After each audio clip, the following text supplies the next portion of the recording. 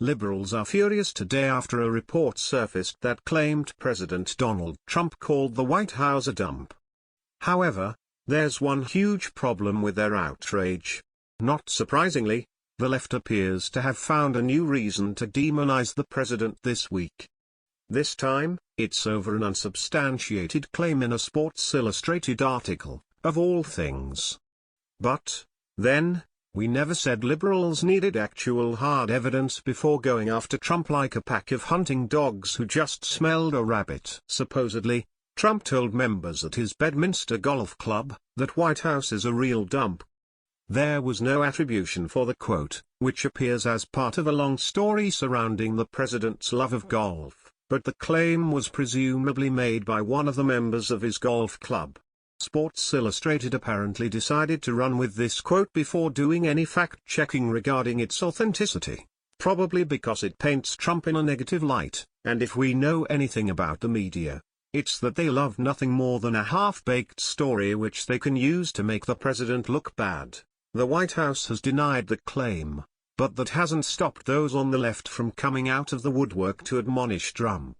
Several members of the media, the same media which ran an unsubstantiated quote just to smear the president, were seemingly up in arms that if Barack Obama had called the White House a dump, it would have been a much bigger scandal.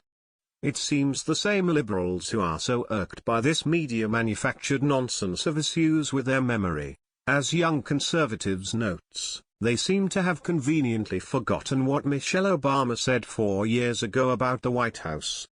During an appearance with Laura Bush in 2013, always unappreciative Michelle likened her experience in the White House to serving time behind bars. "There are prison elements to it," said Mrs. Obama at a summit on promoting the role of African first ladies in bringing change to their countries. With a chef, Mrs. Bush interjected, according to JWF. "It's a really nice prison," Michelle followed up. "You can't complain." No, you can't complain when you're wearing the nicest clothes money can buy, made by the world's top fashion designers, all because your husband duped the American people into electing him as the first African American president. You can't complain when your job includes taking taxpayer-funded vacations on a monthly basis, vacations in which you only stay in the most luxurious hotels, sampling only the finest amenities the world has to offer, all because you're the first lady of a country you were never even proud of until your political hack of a husband ran for president. You can't complain when you have a chef, a personal hairstylist, a high-dollar makeup artist, and an entourage of staffers to fulfill your every wish. If you were wondering whether the media is biased, look no further than the way they treated Michelle Obama after her disgusting comment about the White House being a prison versus how they reacted to the unproven claim that Donald Trump said it's a dump.